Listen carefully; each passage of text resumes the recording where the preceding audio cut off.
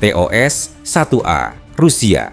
Satu nama yang langsung memicu perdebatan, kekhawatiran, dan perhatian dunia. Ini bukan senjata nuklir, namun efeknya sering disebut mendekati batas paling ekstrem dari senjata konvensional modern. Di medan perang, kehadiran TOS-1A bukan sekadar alat tempur. Ia adalah pesan tentang kekuatan, tekanan, dan kehancuran dalam waktu singkat.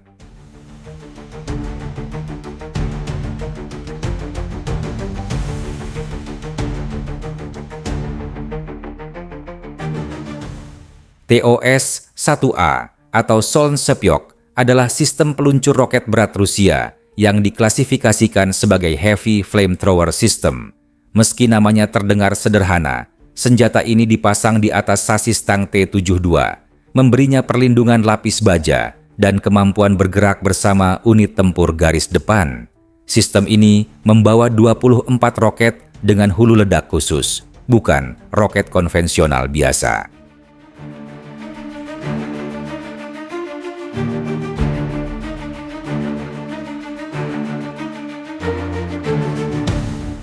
Hal paling krusial dari TOS-1A adalah hulu ledak termobarik. Berbeda dengan artileri konvensional yang mengandalkan pecahan dan tekanan singkat, termobarik bekerja dalam beberapa tahap. Pertama, awan bahan bakar disebarkan ke udara. Kedua, awan tersebut dinyalakan. Ketiga, terbentuk gelombang tekanan dan panas ekstrim yang bertahan lebih lama dari ledakan biasa. Efek ini menyerap oksigen di area target dan menciptakan tekanan mematikan di ruang tertutup.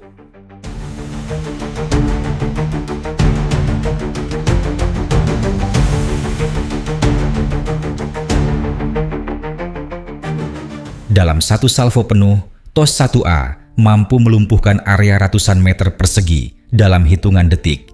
Bangunan ringan runtuh, bunker lapangan hancur, parit perlindungan kehilangan fungsi. Bagi pasukan yang berada di area sasaran, perlindungan standar seringkali tidak cukup. Inilah alasan mengapa TOS-1A disebut sebagai senjata penghancur pertahanan statis.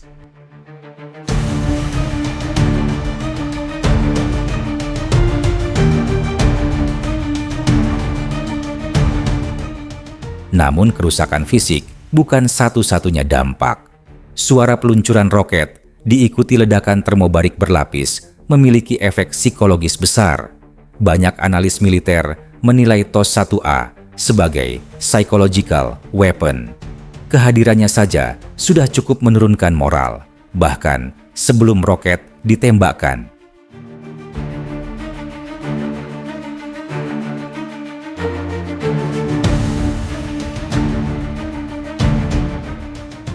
TOS-1A bukan senjata eksperimental. Ia telah digunakan secara nyata di berbagai konflik. Di Chechnya, senjata ini dipakai untuk menghancurkan posisi militan di wilayah urban dan pegunungan. Di Suriah, TOS-1A digunakan melawan bunker, terowongan, dan pertahanan padat. Namun, penggunaan paling intens terjadi di konflik Ukraina. Di sana, TOS-1A digunakan untuk membuka jalan bagi serangan darat dengan menghancurkan garis pertahanan lebih dulu.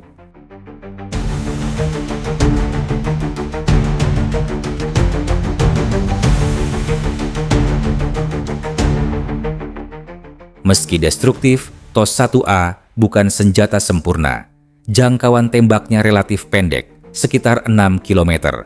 Artinya, sistem ini harus beroperasi dekat garis depan. Akibatnya, TOS-1A rentan terhadap drone, artileri presisi, dan serangan balik.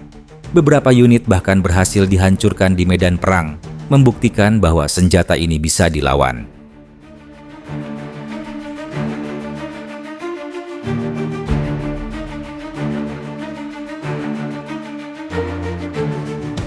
Dalam beberapa waktu terakhir, muncul klaim tentang informasi bocor yang menyebut Rusia memproduksi TOS-1A secara massal.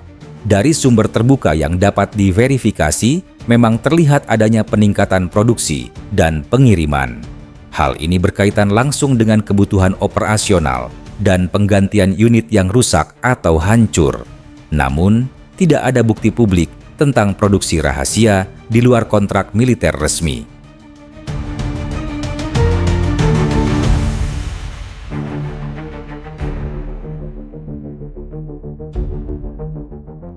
Reaksi dunia terhadap TOS 1A cenderung keras dan kritis. Negara-negara Barat dan NATO memandang senjata ini sebagai simbol eskalasi kekuatan non-nuklir. Organisasi hak asasi manusia mengecam penggunaan senjata termobarik, terutama di wilayah berpenduduk. Walau tidak dilarang secara eksplisit, penggunaannya dianggap berpotensi melanggar hukum humaniter jika tidak dibatasi secara ketat.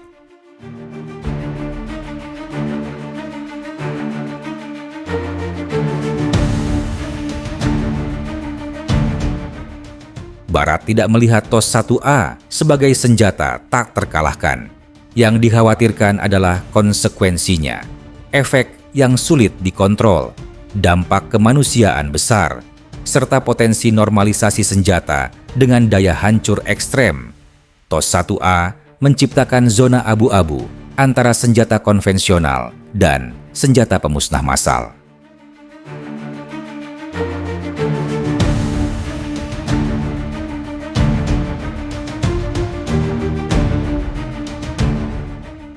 TOS 1A, Rusia bukan senjata penentu perang, namun ketika digunakan pada waktu dan tempat yang tepat, ia mampu mengubah situasi medan tempur dalam hitungan menit. Inilah alasan mengapa dunia terus mengawasinya. Bukan karena mitos, bukan karena propaganda, melainkan karena daya hancur nyata dan konsekuensi yang ditinggalkannya.